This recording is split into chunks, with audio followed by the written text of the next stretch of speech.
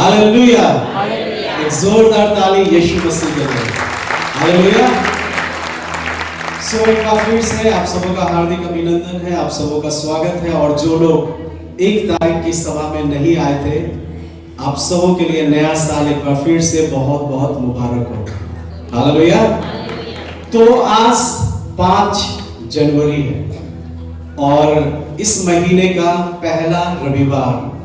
और वाकई में पिछले दिनों परमेश्वर ने हम सबों को संभाला, सुरक्षित रखा और आज हम सब नए साल में और इस साल का या इस महीने का प्रथम रविवार में आज हम परमेश्वर के चरणों में उपस्थित हुए हैं। परमेश्वर आप सबों को ब्लेस करे, आप सबों को आशीषित करे। और आइए कुछ समय हम लोग मिलकर परमेश्वर के वचन से कई बातों को आज सीखने पाएंगे। हालेलुया।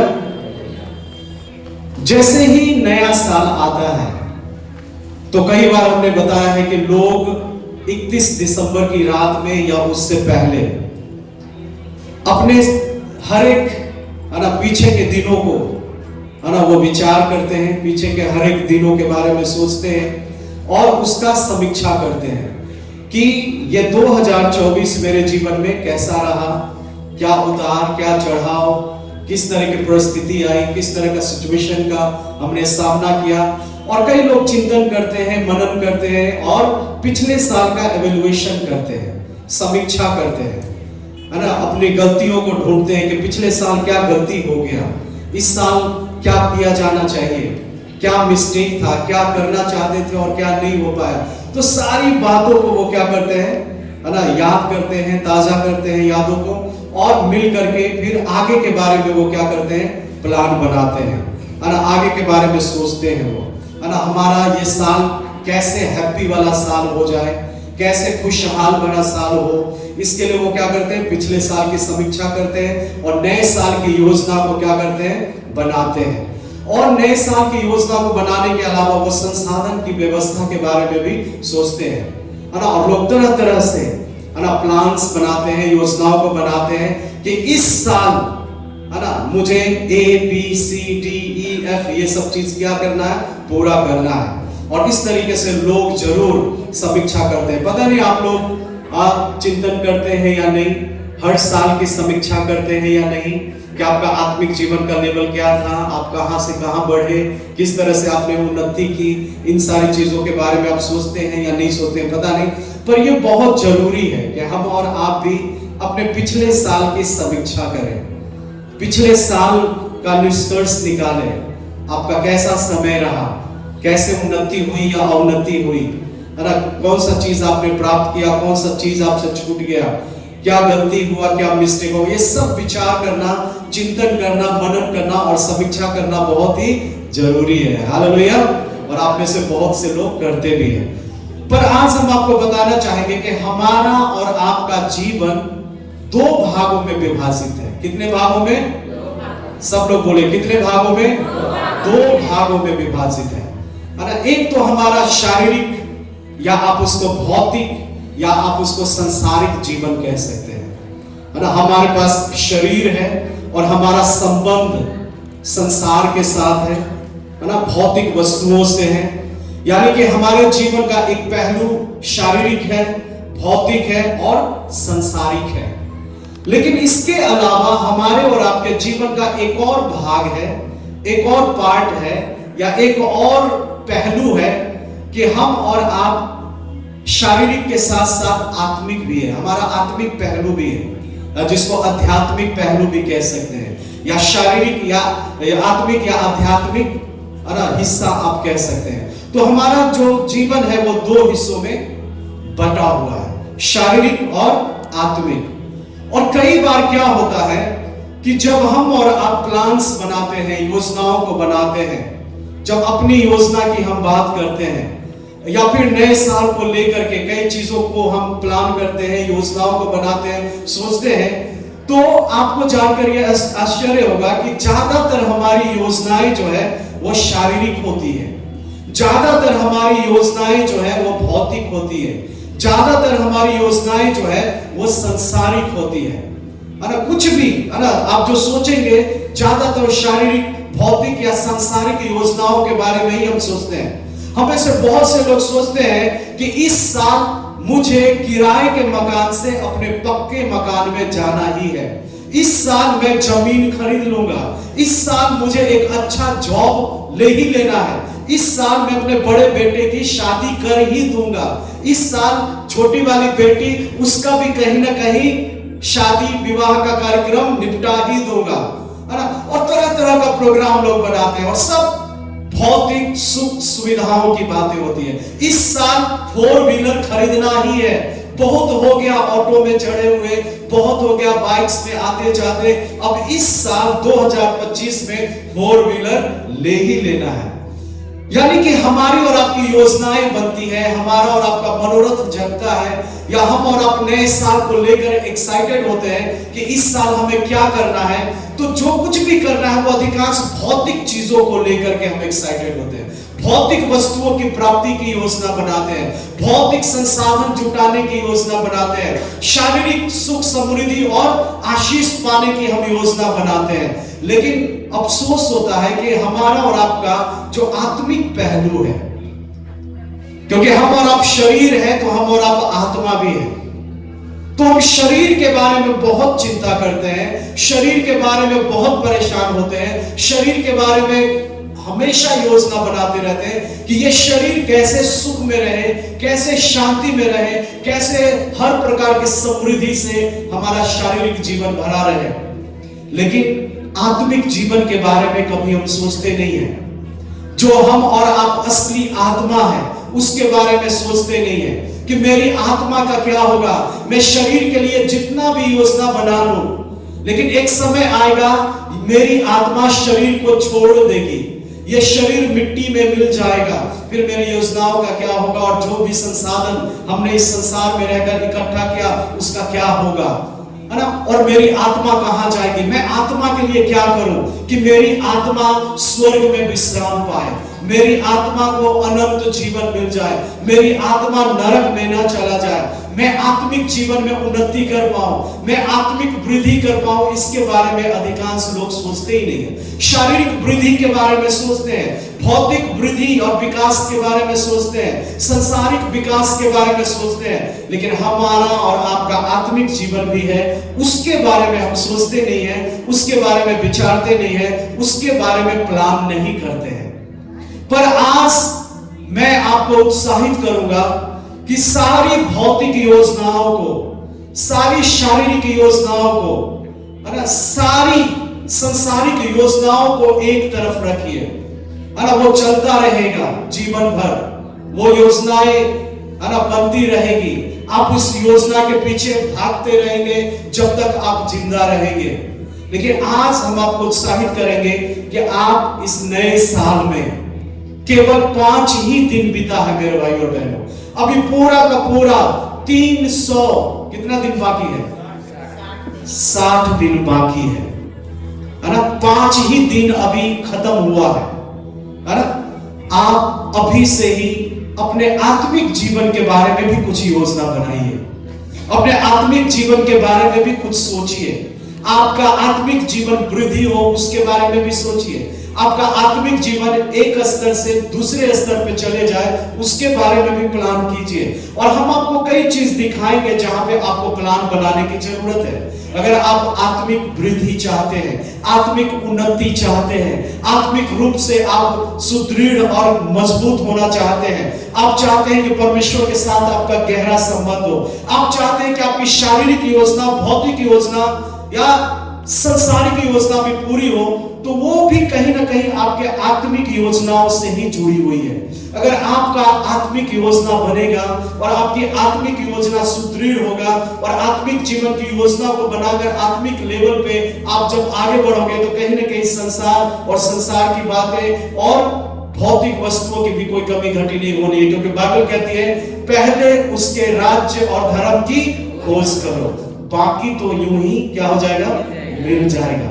लेकिन हम उल्टा करते हैं, अरे जो बाकी बाद में यूं ही मिल जाना है उसी के पीछे भाग रहे हैं, उसी की प्राप्ति की योजना बना रहे हैं, उसी के लिए संसाधन जुटा रहे हैं, उसी के लिए अपना समय खपा रहे हैं, उसी के लिए मेहनत कर रहे हैं। लेकिन बाइबल कहते हैं पहले उसके राज्य और धर्म की खोज करो, बाकी तो सब कुछ तुम्हारे साथ यूं ही ऐड हो जाएगा, है ना। तो हम कान ऐसे नहीं पकड़ के उल्टा कान पकड़ रहे हैं। तो आज हम आपको सीधा कान पकड़ने के लिए थोड़ा सा आइडिया दूंगा, थोड़ा सा बताऊंगा कि आपको आत्मिक वृद्धि की योजना कैसे बनानी है और किन बातों के ऊपर फोकस करना है और किन बातों में मजबूत होना है ताकि आपका आत्मिक उन्नति होने पाए, ताकि परमेश्वर हर प्रकार से आपको आशीष देने पाए। यह आत्मिक वृद्धि का मतलब क्या होता है? आत्मिक विकास का मतलब क्या है? जब मैं बात कर रहा हूं कि आपको आत्मिक विकास की योजना बनानी है या आपको आत्मिक वृद्धि की योजना बनानी है, तो इसके मतलब क्या होते हैं? देखिए, आत्मिक वृद्धि का सीधा सीधा मतलब है परमेश्वर के साथ संबंध को मजबूत करना। हालेलुया। आत्मिक वृद्धि का क्या मतलब है? परमेश्वर के साथ अपने संबंध को, अपने व्यक्तिगत निजी संबंध को क्या करना? मजबूत करना और गहरा संबंध परमेश्वर के साथ बनाना, है ना। इसी को आप कह सकते हैं आत्मिक वृद्धि। जब परमेश्वर के साथ आपका गहरा संबंध होगा तो आपकी आत्मिक वृद्धि, आपका आत्मिक विकास होना क्या हो जाएगा? शुरू हो जाएगा, है ना।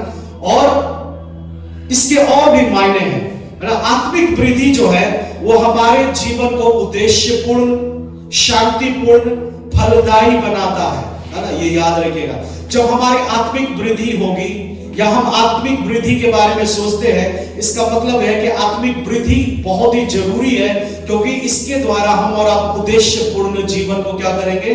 जिएंगे।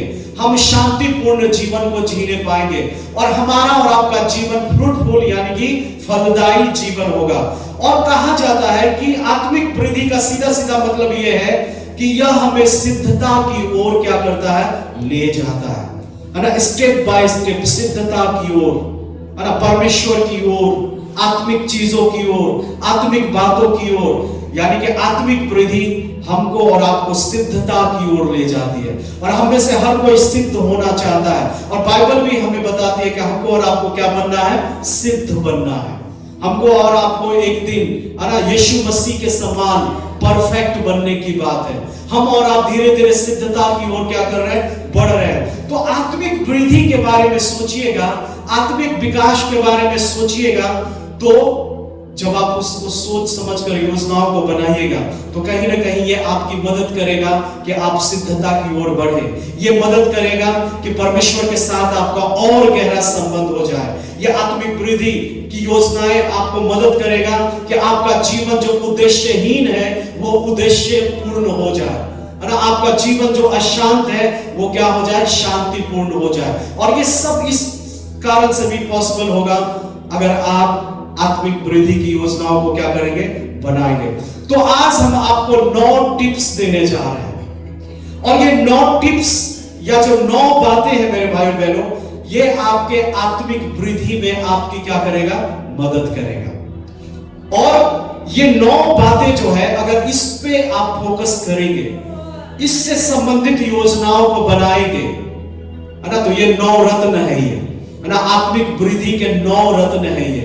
और 9 हर किसी के जीवन में ये सारी बातें होना बहुत ही जरूरी है ना। अगर कोई विश्वासी है, उन विश्वासियों के अंदर ये 9 रत्न नहीं है, या फिर आप उसके लिए योजना नहीं बना रहे हैं, या उन 9 चीजों में आप मजबूत नहीं है, या उन 9 चीजों के बारे में सोचते नहीं है, या उन 9 चीजों से संबंधित कोई प्लान नहीं है, कोई सोच नहीं है, कोई विचार नहीं है, तो आपके जीवन में कैलेंडर बदलता रहेगा, कैलेंडर का पन्ना बदलता रहेगा, नया साल आता रहेगा, नया साल जाता रहेगा और हम वहीं पे अटके हुए रहेंगे। तो ये अवश्य है कि ये 9 बातें, इसके ऊपर फोकस करना है, इसके ऊपर ध्यान करना है और परमेश्वर के साथ अपने संबंध को मजबूत करना है और आत्मिक वृद्धि की योजनाओं को अपने जीवन में क्या करना है? लागू करना है। इसको हम लोग, इंग्लिश का एक शब्द है स्पिरिचुअल, SPIRITUAL, क्या है ये? स्पिरिचुअल। स्पिरिचुअल का मतलब क्या होता है? आत्मिक। और नीचे लिखा हुआ है ग्रोथ, यानी स्पिरिचुअल ग्रोथ यानी आत्मिक वृद्धि या आत्मिक उन्नति। तो आत्मिक उन्नति या आत्मिक वृद्धि की योजना कैसे बनाएंगे हम और किन बिंदुओं के ऊपर ध्यान देंगे और योजना बनाकर योजनाबद्ध तरीके से उन 9 चीजों में आगे बढ़ेंगे तो अवश्य है कि हमारा आत्मिक जीवन मजबूत होगा और यह प्रभावित करेगा हमारा भौतिक, सांसारिक और शारीरिक जीवन को भी। तो स्पिरिचुअल में 9 लेटर्स हैं। कितने लेटर्स हैं स्पिरिचुअल में? 9। SPIRITUAL, यानी कि टोटल 9 लेटर्स हैं। और हम इसी 9 लेटर्स के द्वारा ही आत्मिक उन्नति के उन चाबियों को, उन चीजों को, उन बातों को क्या करेंगे? सीखेंगे। स्पिरिचुअल ग्रोथ कैसे हमारे और आपके जीवन में आना है। तो नंबर 1 सबसे पहले स्पिरिचुअल का S, सबसे पहला लेटर क्या है? S के द्वारा हमको पता चलता है कि अगर आपको आत्मिक वृद्धि करनी है, आपको आत्मिक उन्नति करनी है, आपका आत्मिक विकास होना है, तो S से यहां पे लिखा है सीक गॉड डेली, यानी कि रोज परमेश्वर को क्या करो? खोजो। है ना? ये सबसे पहला बात है जो हम आपको बताना चाहेंगे और आपको उत्साहित करना चाहेंगे कि अगर आप आत्मिक जीवन में मजबूत होना चाहते हैं तो रोज आपको परमेश्वर की खोज करनी है, रोज आपको परमेश्वर की लालसा करनी है, रोज आपके अंदर परमेश्वर की भूख और प्यास होनी है। आज इस साल का केवल 5वां दिन बीता है मेरे भाई और बहनों, और पूरा का पूरा साल आपके सामने पड़ा हुआ है। अगर आप चाहते हैं कि आत्मिक उन्नति हो आपकी, आप चाहते हैं कि आप आत्मिक विकास करें, तो इसके लिए जरूरी है कि 365 में से 365 दिन हर दिन आप परमेश्वर के खोजी बन जाएं, परमेश्वर का खोजी आप हो जाएं, परमेश्वर को खोजने का प्लान बनाएं, परमेश्वर को खोजने की योजना बनाएं। अब संसारिक योजनाओं को साइड करके ऐसी योजनाओं को बनाएं जिसके द्वारा परमेश्वर की प्राप्ति आपको हो। अब कई लोग सोच रहे होंगे परमेश्वर क्या खोया हुआ है जो हम उसको ढूंढेंगे। देखिए, खोजने के कई अर्थ होते हैं, है ना? आप उसी चीज को खोजते हैं जो आपके लिए महत्वपूर्ण होता है, और जो चीज यूजलेस है आप उसकी खोज बिल्कुल भी नहीं करते हैं। अगर परमेश्वर आपके लिए महत्वपूर्ण है तो हर दिन की शुरुआत आपको परमेश्वर के साथ करना चाहिए, परमेश्वर को ढूंढते हुए। क्या होता है छोटे बच्चे के साथ? जब बच्चा रात में सो जाता है और जैसे ही वो सुबह जगता है तो सबसे पहले वो किसको ढूंढता है? अपनी मां को खोजता है। इसलिए नहीं कि उसकी मां खो गई है, मां वहीं पर है, पर मां को खोजने का मतलब है वो कि मां की लालसा करता है वो, है ना? मां के प्रति, है ना, भूख है उसका, मां के साथ उसका एक विशेष लगाव है, मां के साथ एक क्या बोलेंगे स्पर्श का एक अलग तरह का एक रिश्ता है, एक संबंध है, एक नाता है। वो मां के पास अपने आप को सुरक्षित महसूस करता है। हालेलुया। वो मां के पास अपने आप को सिक्योर महसूस करता है, वो मां के पास वो अपने आप को चिंता विहीन महसूस करता है। उसको लगता है कि मां है तो सब कुछ है, मुझे कुछ करने की जरूरत नहीं है। तो जैसे ही एक बच्चा सुबह में जगता है सबसे पहले वो मां को ही ढूंढता है ना? पापा भी अगर बगल में लेटा है ना, पापा को नहीं ढूंढता है ना, मां को ढूंढता है वो सबसे पहले, मां की लालसा करता है, मां के बारे में वो सोचता है, मां से लिपटा रहता है ना? उसी तरीके से अगर आप चाहते हैं कि आत्मिक जीवन आपका उन्नत हो, आत्मिक जीवन में आपकी वृद्धि हो, तो आपको भी हर दिन परमेश्वर को खोजना है ना? क्योंकि परमेश्वर के पास ही आप सुरक्षित हो, परमेश्वर के पास ही आप सिक्योर महसूस करोगे, परमेश्वर ही आपको हर चिंता से मुक्त रखेगा, परमेश्वर ही आपके लिए आहार प्रोवाइड करेगा। परमेश्वर ने हर चीज हमको और आपको दिया है मेरे भाई बहनों, लेकिन बिना मांगे दे दिया है। कई बार हम उसको ढूंढते भी नहीं है, फिर भी वो हम पे तरस खाता है, हम पे दया करता है और हमारे लिए आहार की व्यवस्था करता है। हर प्रकार का सुख, समृद्धि और आशीष, हर प्रकार की सुविधा, जैसे माँ और पिताजी मिलकर के बच्चों के लिए घर में अरेंज करता है, वैसे ही परमेश्वर आपके लिए करेगा। तो हर दिन आपको परमेश्वर को ढूंढना है, परमेश्वर को खोजना है, उसका भूख और उसका प्यास आपके जीवन में होना है ना? अगर ऐसा आप नहीं करते हैं तो आपकी आत्मिक उन्नति नहीं होनी है। यह पहला स्टेप है। अगर स्पिरिचुअल ग्रोथ आपका होना है, आत्मिक वृद्धि आपकी होनी है, तो सीक गॉड डेली, यानी रोज परमेश्वर को क्या करो, खोजो। यशायाह 55:6 में लिखा है, जब तक यहोवा मिल सकता है तब तक उसकी खोज में रहो, जब तक वो निकट है तब तक उसे क्या करो, पुकारो। हालेलुया।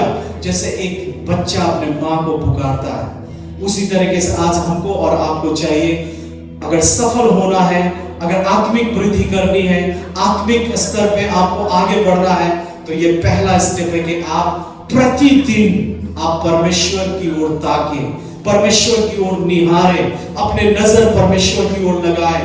उनका प्यास आपके अंदर होना है, उनकी भूख आपके अंदर होना है।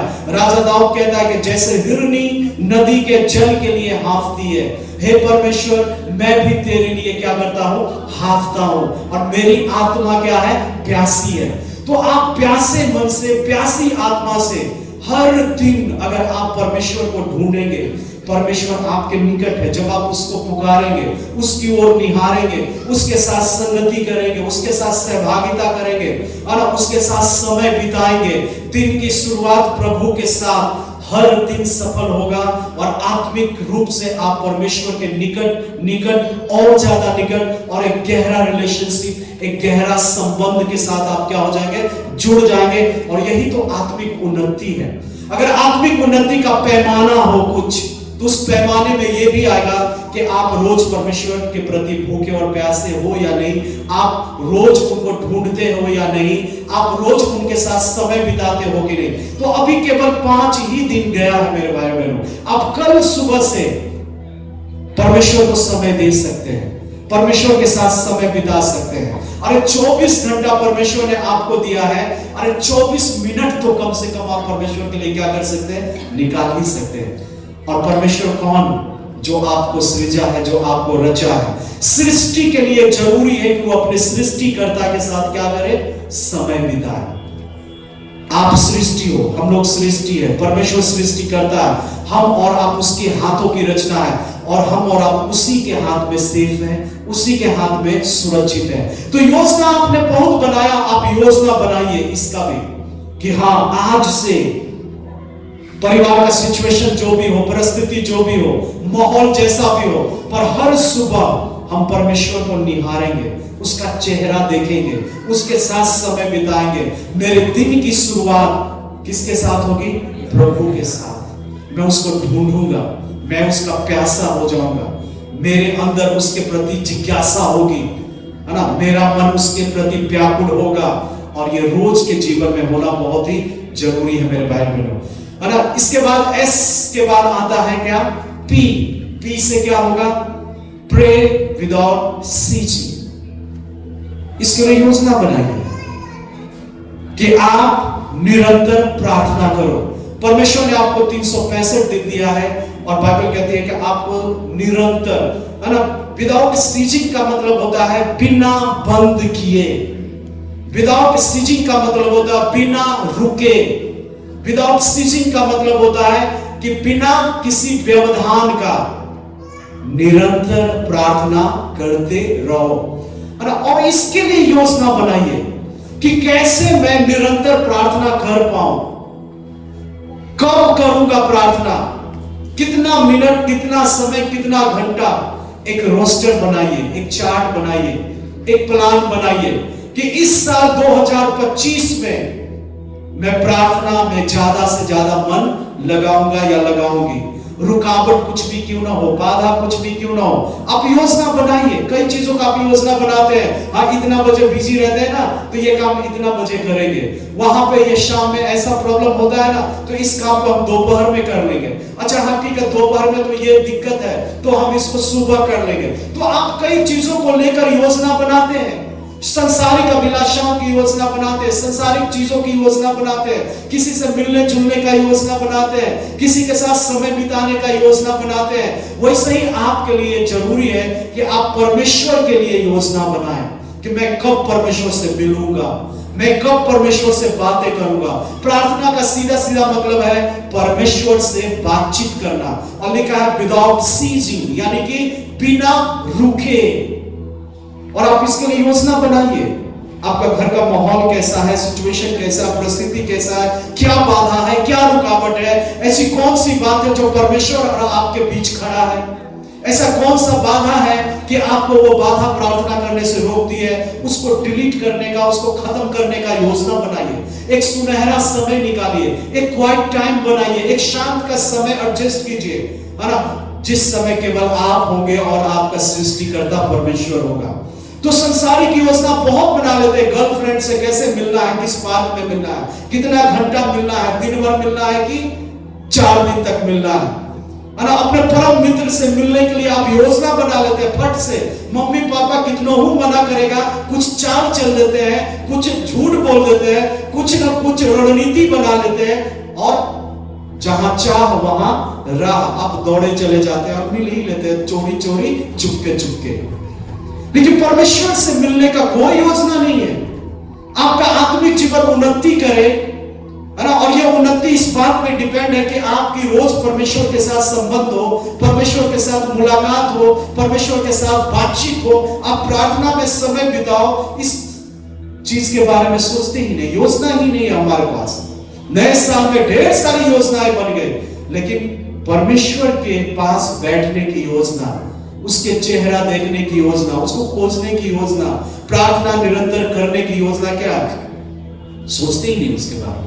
पहला थिस्सलुनीके 5:17 में लिखा है, निरंतर प्रार्थना में लगे रहो। फ्यूचर कंटिन्यूअस टेंस में है ये बात है, लगे रहो मतलब जब तक सांस चल रही है प्रार्थना में लगे रहो, है ना। हमारे और आपके शरीर में श्वसन क्रिया लगातार चलती है। जैसे ही सांस लेना हम रोकेंगे, हमारी मृत्यु हो जाएगी। आत्मिक जीवन में प्रार्थना सांस लेने के बराबर है। आप में से बहुत से लोगों ने, है ना, बहुत दिनों से सांस नहीं लिया है सही से, मतलब प्रार्थना नहीं किया है। यह निरंतर चलने वाली प्रक्रिया है। जैसे श्वसन क्रिया निरंतर शरीर में चलती है, शारीरिक वृद्धि के लिए, शरीर को स्वस्थ रहने के लिए, शरीर को जीवित रहने के लिए निरंतर ऑक्सीजन की जरूरत है, निरंतर प्रार्थना की जरूरत है। वैसे ही आत्मिक जीवन में निरंतर हमको और आपको प्रार्थना करते रहना है। यह आत्मिक ऑक्सीजन है, यह आत्मिक सांस है जो निरंतर चलने की प्रक्रिया है। एक विश्वासी अगर प्रार्थना करना छोड़ दिया, आत्मिक रूप से उसकी मौत हो गई, या बहुत दिन से वो प्रार्थना नहीं कर रहा है, इसका मतलब धीरे धीरे वो एक दिन क्या हो जाएगा, मर जाएगा। रोज प्रार्थना करना जरूरी है और उसके लिए योजना बनाइए, शेड्यूल तैयार कीजिए, रोस्टर बनाइए। इस साल, है ना, मेरा ये क्वाइट टाइम का समय होगा जहां पर मैं परमेश्वर से बातें करूंगा और परमेश्वर को ढूंढूंगा, आराधना स्तुति और उसकी महिमा करूंगा। और इस तरीके से आपको आत्मिक उन्नति की योजना बनाना है। अगर आप आगे चलेंगे, एसपी, इसके बाद आता है आई से हमने लिखा है इमर्स इन गॉड्स वर्ड, यानी कि परमेश्वर के वचन में तल्लीन होना। इसके लिए क्या योजना है ना, यह आत्मिक उन्नति का पैमाना है ना। आत्मिक उन्नति अगर होना है तो इस बिंदु को, इस पॉइंट को आप छोड़ नहीं सकते हैं। आपको परमेश्वर के वचन में तल्लीन होना, मग्न होना या उसमें डूब जाना बहुत ही जरूरी है। भजन संहिता 119 उसके 105 में लिखा है, तेरा वचन मेरे पांव के लिए दीपक और मेरे मार्ग के लिए क्या है, उजियाला है। आपके सामने एक लंबी जर्नी है मेरे भाइयों बहनों, आपके सामने एक लंबा यात्रा है और उस यात्रा में आप कब तक हो इसकी भी कोई गारंटी नहीं है। परमेश्वर का वचन जो है ना, वो आपको दीपक की तरह आपका मार्गदर्शन करेगा। परमेश्वर का वचन आपके पांव के लिए रोशनी का काम करेगा। ये जो 365 का एक लंबा जो यात्रा है, एक साल का, इसमें वो आपकी सहायता करेगा, अगुवाई करेगा, मदद करेगा। वो आपको दिखाएगा, वो आपको चिताएगा, वो आपको समझाएगा क्या करना है, क्या नहीं करना है, कौन सा रास्ता सही, कौन सा रास्ता गलत। सारी बातें परमेश्वर के वचन में है और हमारे और आपके पास परमेश्वर का वचन पढ़ने का कोई योजना नहीं है ना। बहुत से लोगों को हमने देखा है कि वो एक साल की योजना बनाते हैं कि मैं एक साल में पूरी बाइबल पढ़ के क्या कर दूंगा, खत्म कर दूंगा, और वो योजना बनाते हैं। देखते हैं कि पूरे बाइबल में कितना अध्याय है, साल में 365 दिन है, है ना, तो उसको भाग दे करके वो लोग देख लेते हैं कि एक दिन में कितना चैप्टर पढ़ेंगे कि 365 दिन में पूरा बाइबल क्या हो जाएगा, कंप्लीट हो जाएगा। और कई लोग इस जर्नी को शुरू करते हैं जनवरी के महीना में खूब उमंग के साथ, जोश के साथ वो पढ़ेंगे, लेकिन फरवरी, मार्च, अप्रैल में आते आते आते आते, है ना, निर्गमन की पुस्तक पे ही वो क्या हो जाता है, फिनिश हो जाता है। सोच ही रह जाता है कि प्रकाशित वाक्य तक पढ़ना है ना। लगता है दुनिया का अंत होगा तभी प्रकाशित वाक्य हम पढ़ेंगे, उस समय पता नहीं किस परिस्थिति में होंगे। तो परमेश्वर का वचन में आप तल्लीन हो जाए, परमेश्वर के वचन में आप इमर्स हो जाए, परमेश्वर के वचन आपके हृदय में अधिकारी से बस जाए, इसके लिए रणनीति बनाना है, इसके लिए योजना बनाना है, क्योंकि आपकी आत्मिक वृद्धि इसी बात पे डिपेंड करता है कि आप आत्मिक रूप से परमेश्वर के वचन से कितने भरे हुए हो, परमेश्वर के वचन को कितना कैरी करते हो, परमेश्वर के वचन को कितना अपने हृदय में बसा के रखे हो, परमेश्वर के वचन को आप वैल्यू दे रहे हो या नहीं दे रहे हो, या रोज आप बाइबल पढ़ते हो या नहीं पढ़ते हो। चलिए, आपको अच्छा लगे या बुरा लगे, कितने लोग रोज बाइबल पढ़ते हैं, हाथ उठाइए। अलग अलग के देख लीजिए सब लोग, शर्म आना चाहिए। जिस पे हमारा पूरा जीवन टिका हुआ है, मेरा आत्मिक जीवन है ना, हमारे बाइबल पे टिका है, ना उससे आगे ना उससे पीछे है, सब कुछ। लेकिन रोज बाइबल पढ़ने की आदत नहीं है। रोज दाल रोटी सब्जी खाएंगे, रोज लंच में एक थाली भोजन करेंगे और रात में 5 रोटी या 2 कटोरा दाल पी के क्या हो जाएंगे, सो जाएंगे। शरीर की चिंता बहुत है कि ये कैसे स्वस्थ रहे, दाल रोटी कबाब बिरयानी इसको मिलता रहे, भोजन मिलता रहे, पर आत्मिक जीवन जो हमारा है उसके बारे में कोई प्लान, कोई योजना, कोई मेहनत नहीं है। परमेश्वर का वचन दूध के समान है, हम उसको लात मार के अलग कर दिए।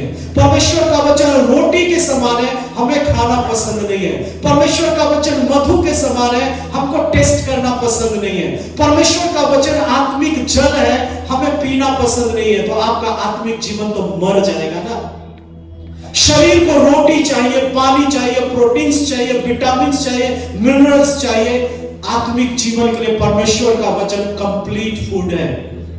जिस तरह से मां के दूध में सारे न्यूट्रिशंस पाए जाते हैं, वैसे आत्मिक जीवन के लिए ये बाइबल यानी परमेश्वर के वचन में आत्मिक जीवन का सारा न्यूट्रिशंस, पौष्टिकता पाया जाता है। आपका आत्मिक जीवन मजबूत हो, बलवंत हो, सुदृढ़ हो, इसके लिए अवश्य है कि परमेश्वर का वचन जो दूध है आप उसे रोज पियो। परमेश्वर का वचन जो रोटी है, आत्मिक जीवन को रोज खिलाओ। परमेश्वर का वचन जो शहद है, आप उसको रोज चखो, रोज खाओ, रोज चबाओ। आपका आत्मिक जीवन में क्या होगा, सुदृढ़ और मजबूत बनेगा। हम कई बार बताते हैं, बचपन से लेकर आज तक आपने पता नहीं कितना मैगजीन पढ़ के फेंक दिया। नर्सरी से लेकर के जहां तक आपने पढ़ाई की, अगर हर बुक्स को इकट्ठा किया जाता तो आपके घर में एक मिनी लाइब्रेरी बन गया होता। अरे कितना सरस सलील और मैगजीन और सुमन सौरभ और न्यूज़पेपर है ना, आपके द्वारा पढ़ा गया हर पेपर का टुकड़ा अगर जादू से यहाँ पे आ जाए ना तो पूरा भर जाएगा कमरा।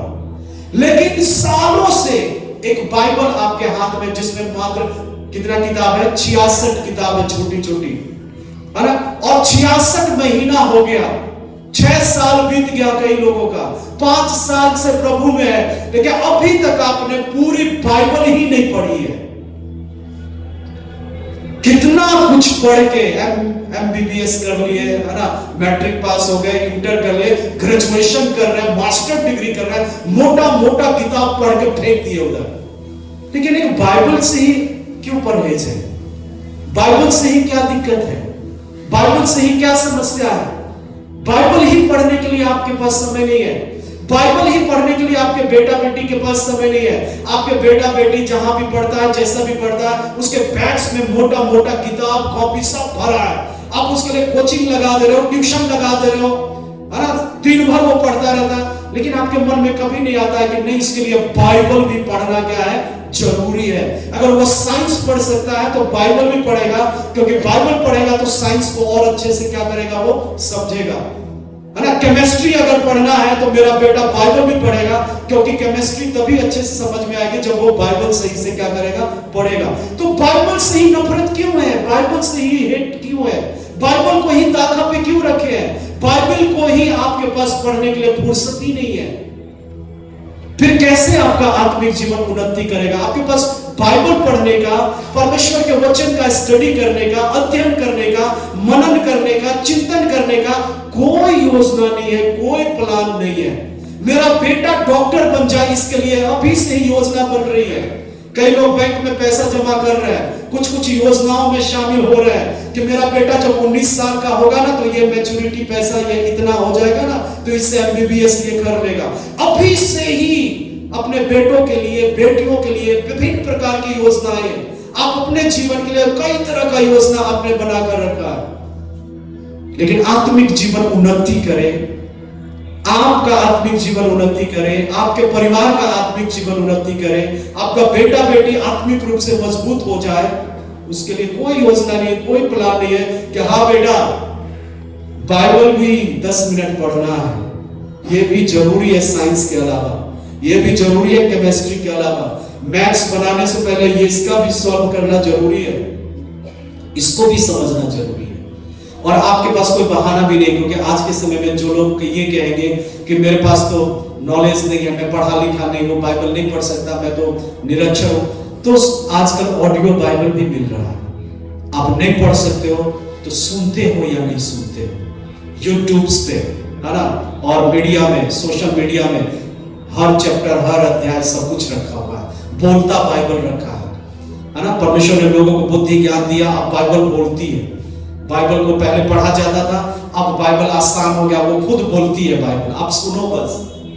फिर भी समय नहीं है, फिर भी फुर्सत नहीं है, तो आत्मिक जीवन कैसे उन्नति करेगा? आपको परमेश्वर के वचन को लेकर के एक योजना बनाना होगा कि हाँ रोज सुबह या शाम या दोपहर आपकी मर्जी, योजना बना लो, रोज बाइबल तो पढ़ेंगे, क्योंकि आत्मिक भोजन है। शरीर को 3 टाइम भोजन, तो कम से कम आत्मिक जीवन को 1 टाइम ही तो भोजन मिले, नहीं तो आत्मिक कुपोषण का शिकार हो जाएगा और शैतान आके कमर तोड़ देगा।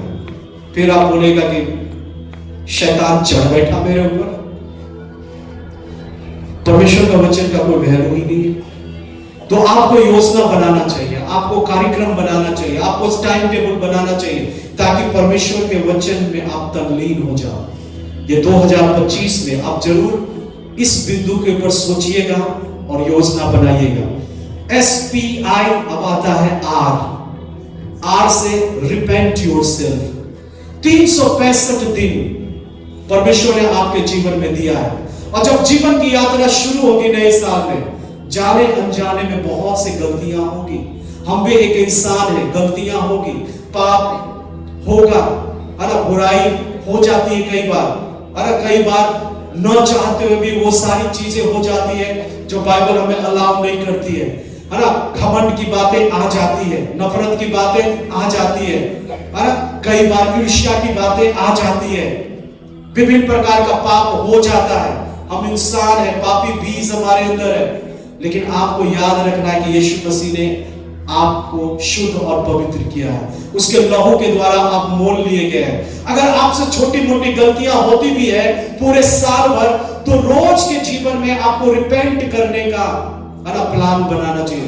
कई लोग रिपेंट करना ही नहीं चाहते हैं, अपनी गलती मानना ही नहीं चाहते हैं, पश्चाताप नाम का चीज उनके जीवन में नहीं है। अपनी गलतियों को इग्नोर करके कुचलते हुए अपने जीवन की यात्रा में नए साल में वो आगे बढ़ते रहते हैं और अपने पूरे जीवन को क्या कर लेते हैं? बर्बाद कर लेते हैं। जैसे ही पवित्र आत्मा आपको बताता है कि आपसे गलती हुई है, आपको पश्चाताप करने की जरूरत है, उस चीज का सही से निपटारा करने की जरूरत है। जो गलतियां हुई है उसको सही से निपटा देने की जरूरत है, और निपटाने का यही तरीका है हम लोगों के लिए कि हम उस चीज को मान लें, उस पाप को, उस गलती को मान लें और पश्चाताप करके नए सिरे से, नए तरीके से फिर से हम जीवन को क्या करें? शुरू करें। हम पाप में ही पड़े नहीं रहेंगे, हम उसी नकारात्मक चीजों में पड़े हुए नहीं रहेंगे, हम उसी में लिपटे हुए नहीं रहेंगे। गलतियां होती है, होगी, तो हमको और आपको उसको मानने में भी देर नहीं करना है, पश्चाताप करना है और हमको फिर नए सिरे से नए जीवन की शुरुआत करना है। और पश्चाताप का मतलब ही होता है मेरे भाई और बहनों कि आप जिस चीज के लिए पश्चाताप कर रहे हो उस चीज को फिर रिपीट नहीं करना है ना, उसको छोड़ देना है।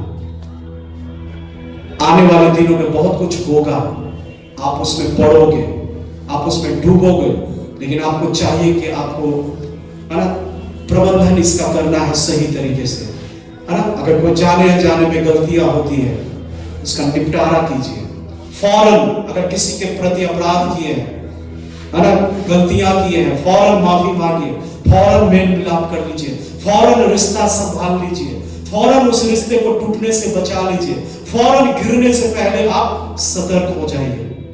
और ये आपके माइंड में विधिवत तरीके से रहना चाहिए कि इस साल जाने अनजाने में जो भी गलतियां होंगी मैं उसे स्वीकार करूंगा, उससे पश्चाताप करूंगा और सबके साथ एक अच्छा रिश्ता बना करके आगे मैं क्या करूंगा, बढ़ूंगा।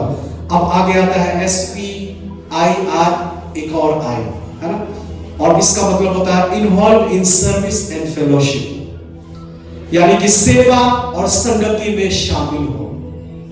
अगर आप आत्मिक उन्नति चाहते हैं तो आपको इस कलीसिया के द्वारा जो भी सेवा हो रहा है या इस कलीसिया में जहां कहीं भी संगति होती है या संगति का आपको जब भी अवसर मिलता है, अगर आप आत्मिक उन्नति करना चाहते हो तो आपको सेवा और संगति में आप शामिल हो, इसके लिए सुनिश्चित योजना आपको बनाना चाहिए। इसके ऊपर फोकस आपको करना चाहिए कि आपसे कोई संगति ना छूटे। आज बहुत से लोग हैं जो चर्च की संगति से दूर है। आज प्रभु भोज का दिन है लेकिन आज भी वो चर्च की संगति से दूर है। पुरानी कलीसिया में लोग इसलिए वृद्धि कर रहे थे, लोग इसलिए उन्नति कर रहे थे क्योंकि सब लोग आपस में एक दूसरे के साथ क्या करते थे, संगति करते थे, एक दूसरे के साथ रोटी तोड़ते थे, एक दूसरे के साथ हमेशा घुल मिल के रहते थे। आज जरूरत है कि हमको और आपको भी अगर आत्मिक उन्नति करना है तो संगति को कभी छोड़ना नहीं है, चर्च आना कभी छोड़ना नहीं है, जहां भी आराधना का मौका मिलता है वो छोड़ना नहीं है। चाहे आंधी आए या तूफान आए, आपको संगति में बना रहना है, फेलोशिप में बने रहना है, एक दूसरे के साथ जुड़े हुए रहना है। और साथ ही इस कलीसिया के द्वारा जो भी सेवकाई होता है उसमें बढ़ चढ़ के हिस्सा लीजिए, है ना, बढ़ चढ़ के अपना योगदान दीजिए और इस तरीके से आप संगति में रह करके आगे बढ़ेंगे। देखिए इब्रानियों उसका 10:25 में लिखा हुआ है, और एक दूसरे के साथ इकट्ठा होना ना छोड़े जैसे कि कितनों की रीति है, पर एक दूसरे की समझाते रहे, और ज्यों-ज्यों उस दिन को निकट आते आते देखो त्यों-त्यों और भी अधिक यह किया करो। तो परमेश्वर का वचन कहता है कि हमको और आपको इकट्ठा होना छोड़ना नहीं है, चर्च आना छोड़ना नहीं है, संगति में आना छोड़ना नहीं है। बहुत से लोगों ने अपना रीति बना लिया है, बहुत से लोगों ने अपना एक रिवाज बना लिया है कि क्रिसमस में ही केवल चर्च में इकट्ठा होंगे, गुड फ्राइडे को ही केवल चर्च आएंगे और ईस्टर में ही केवल आएंगे, कोई विशेष कन्वेंशन होगा तो आएंगे, और कपल्स मीटिंग होगा तो आ जाएंगे, और रिट्रीट होगा तो एकदम फास्टिंग के साथ आ जाएंगे, और पिकनिक का तो बात ही छोड़ दीजिए, एकदम पहला टिकट अभी कटा के आएंगे। कितनों की रीति बन गई है और साल भर वो कलीसिया से चर्च से क्या है, लापता है। लेकिन कुछ विशेष है तभी आएंगे। कितनों ने अपनी रीति बना ली है। क्या होगा चर्च जाके, उधर खेतान मार्केट में मूड खराब हो जाता, इतना भीड़ रहता है, अरे इसके भी अपने मजे हैं। हालेलुया। अरे स्ट्रगल करते हुए परमेश्वर के भवन में आना और सोचे ना कितना सुंदर स्थान है ना परमेश्वर ने हमको और आपको दिया। थोड़ा सा परेशानी है भीड़ और जाम को लेकर के, क्या दिक्कत है, पर लोग अवॉइड कर देते हैं। लोग सोचते हैं ना ही जाए, रहने दो, बारिश का मौसम होगा आधा चर्च खाली। अरे अच्छे मौसम में तो सब आते हैं। अरे परमेश्वर तो उस दिन ज्यादा देखता है कि बुरे मौसम में कौन कौन आता है ना। जब नकारात्मक परिस्थिति है तब कौन इकट्ठा होता है, सकारात्मक भोज पार्टी और शादी और विवाह और त्योहार में तो सब आते हैं। बाकी दिन लिखा बाइबल कहते हैं कि जैसे जैसे दिन करीब आ रहा है यीशु मसीह का आने का, है ना, ये और अधिक किया करो, मतलब फेलोशिप, एक दूसरे के साथ इकट्ठा होना, एक दूसरे के साथ घुल मिल के रहना, है ना, यूनाइट होके रहना। अगर आत्मिक उन्नति आप चाहते हो तो इसके बारे में आपको सही तरीके से प्लान बनाना है कि कुछ भी हो जाए, कहां कहां संगति होती है, नोटिस को ध्यान से सुनना है। और जब भी मौका मिलता है, आप फ्री है, आप जरूर आइए और संगति में पार्टिसिपेट कीजिए। वहां आप आराधना में शामिल होंगे, वहां आपको वचन का है ना जानकारी मिलेगा, वहां बहुत कुछ एक दूसरे के द्वारा हम क्या करते हैं, सीखते हैं और आत्मिक वृद्धि, आत्मिक उन्नति हम करने पाते हैं। SPIRI, अब अगला लेटर आता है क्या, T। T का मतलब है ट्रस्ट इन गॉड्स प्लान। देखिए, हम लोग अपनी अपनी योजना बनाते हैं, लेकिन आपके लिए परमेश्वर की भी अपनी एक योजना है, और हमारी योजना से परमेश्वर का योजना सबसे क्या है, बेस्ट है।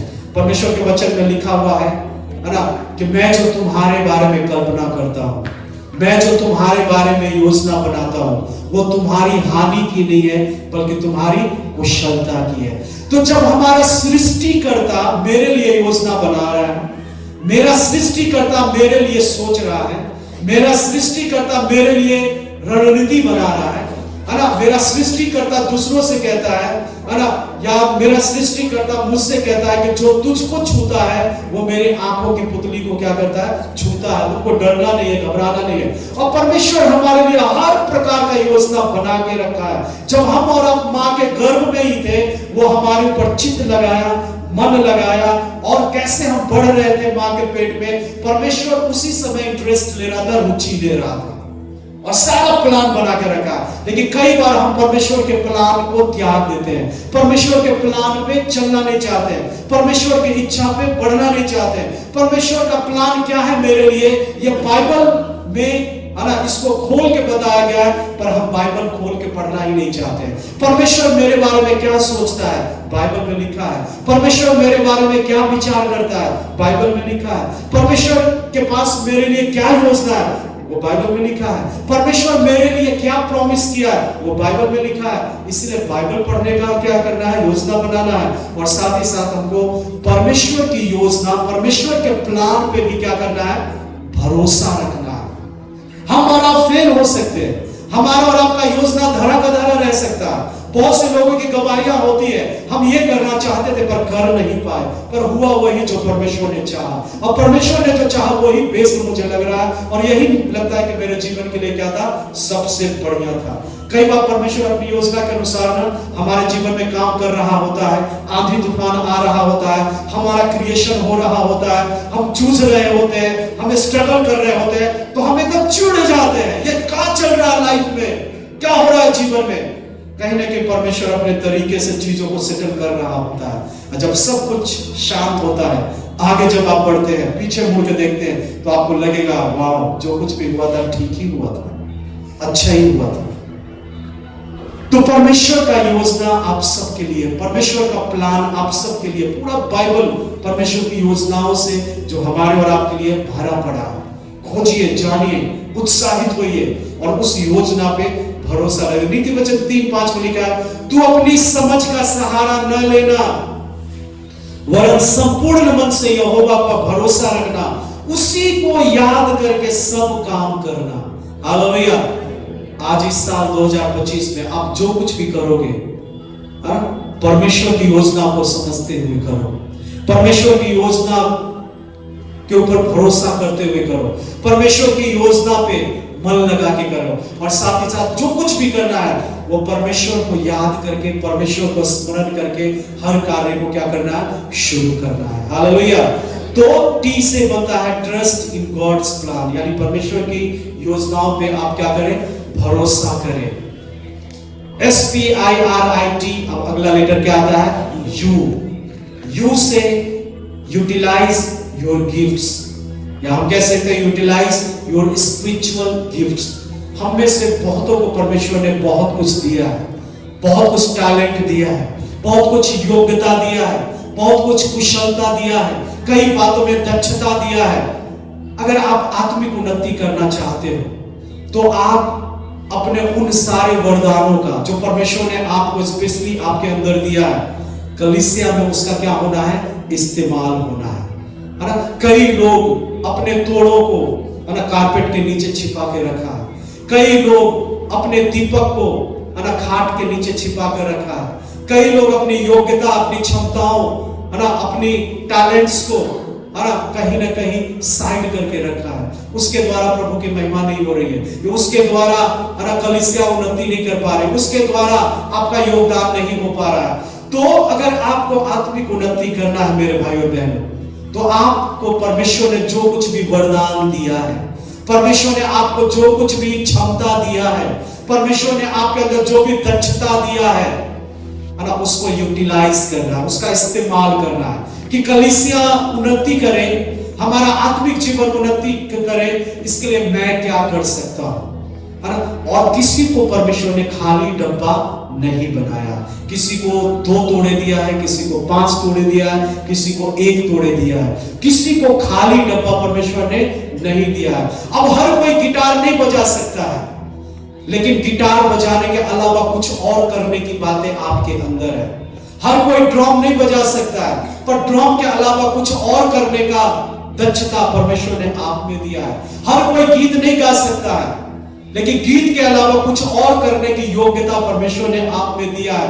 आपको उसको ढूंढना है, परमेश्वर से बातें करना है, उसको पॉलिश करना है, और कलीसिया में, कलीसिया की उन्नति के लिए, सेवा में, आपके आत्मिक उन्नति के लिए जरूरी है कि आप उसका क्या करो, इस्तेमाल करो।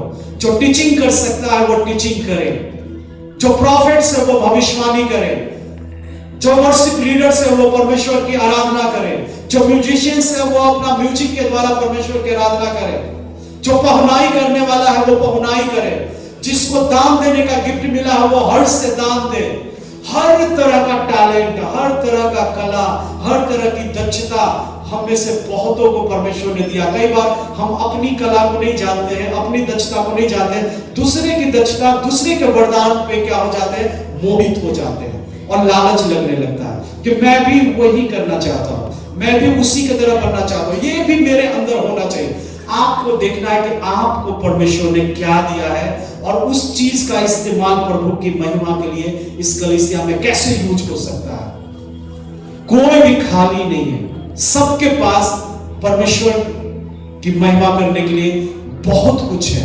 आप उसको ढूंढोगे, उसका यूटिलाइज करोगे, लेन देन करोगे, एक दूसरे में शेयर करोगे, उसके द्वारा प्रभु की महिमा करोगे, तो अवश्य है कि आपका आत्मिक लेवल क्या होगा, मजबूत होगा, है ना। पहला पतरस 4:10 में लिखा है, जिसको जो वरदान मिला है वो उसे परमेश्वर के नाना प्रकार के अनुग्रह के भले भंडारियों के समान एक दूसरे की सेवा में क्या करे, लगाए। हालेलुया। आपको जो कुछ आता है आप बातें कीजिए कि भैया मुझे ये आता है, ये कैसे हम प्रभु की महिमा में यूज कर सकते हैं। हम चर्च में ये चीज करना चाह रहे हैं और इसके द्वारा प्रभु को महिमा मिलेगा, और इसमें दक्षता परमेश्वर ने मुझे दिया है, ये परमेश्वर की ओर से मेरे लिए क्या है, एक वरदान है। जब आप इसको यूज करोगे, यूटिलाइज करोगे, तो ऑटोमेटिक आपका आत्मिक जीवन क्या होगा, मजबूत बनेगा, आगे बढ़ेगा। तो आपको शर्माने का जरूरत नहीं है, आपको लजाने का जरूरत नहीं है, आपको संकोच करने का जरूरत नहीं है। आपको परमेश्वर ने जो भी वरदान दिया है, लिखा है भले भंडारी के समान एक दूसरे की सेवा में उस वरदान को क्या करना है, लगा देना है। हालेलुया।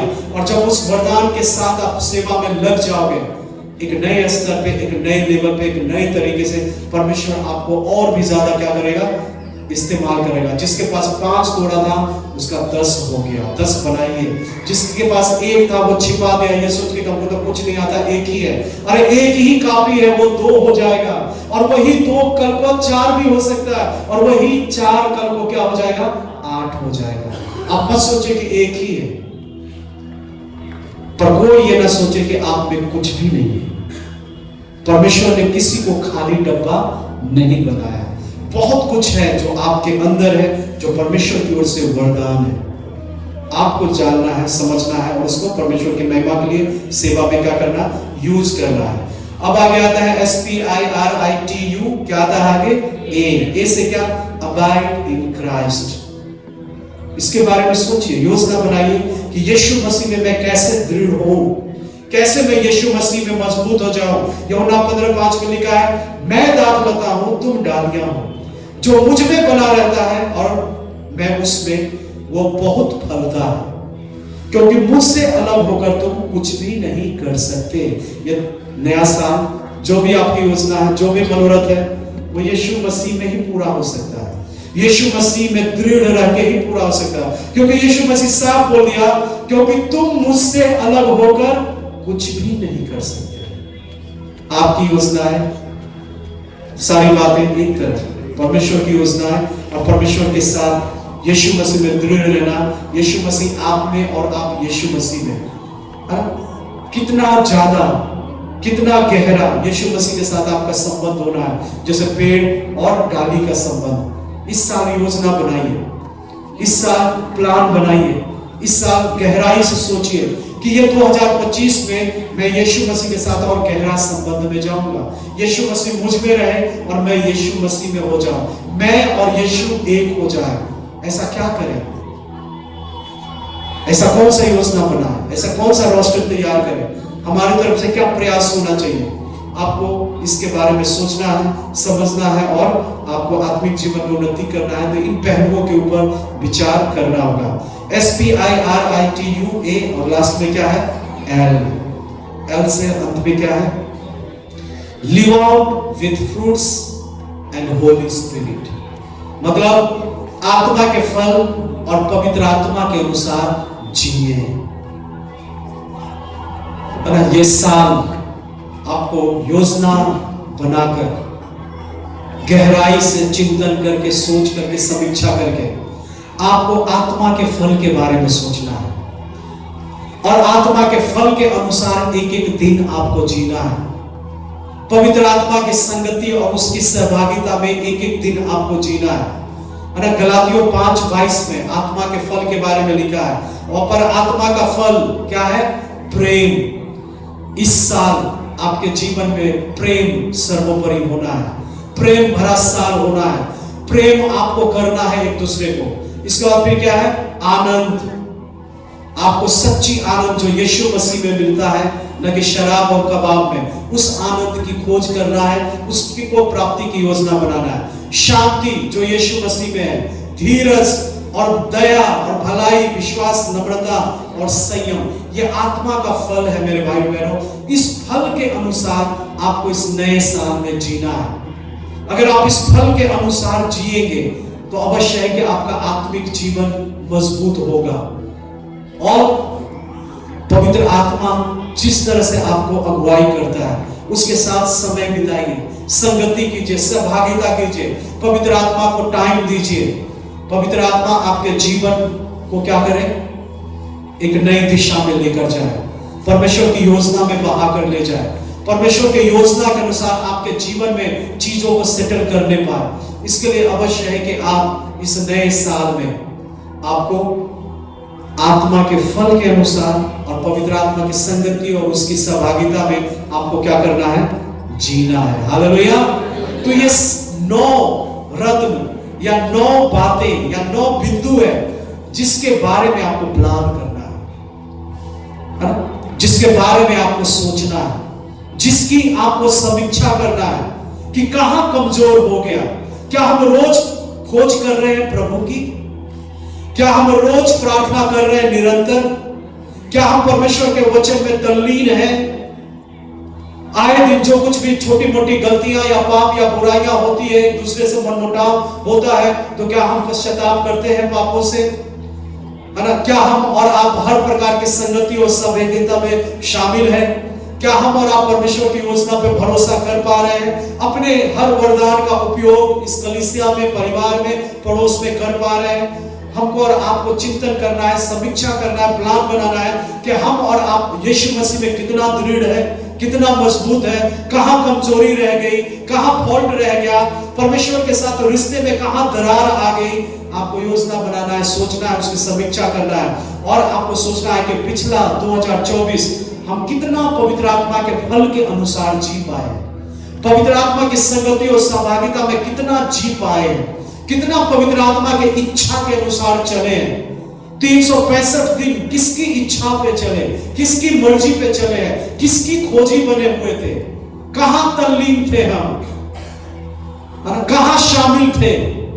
इन सारी चीजों को टटोलिए, इन सारी चीजों को जांचिए, इन सारी चीजों को परखिए, इन सारी चीजों की समीक्षा कीजिए, इन 9 बिंदुओं के ऊपर गहरा चिंतन कीजिए और योजना बनाइए, ताकि ये 2025 एक ऐसा साल हो कि आप कह सकते हैं कि मेरी आत्मिक वृद्धि 2025 में बहुत ज्यादा हुआ है, परमेश्वर के साथ घनिष्ठता और बढ़ा है, पवित्र आत्मा की संगति और सहभागिता में और बलवंत हुआ हूं, परमेश्वर का ज्ञान और वरदान जो पहले लगता था कि है ही नहीं, वो और पॉलिश होकर के और ज्यादा बढ़ गया है ना। ये साल 2025 में एक प्रार्थना का साल मेरे लाइफ में रहा।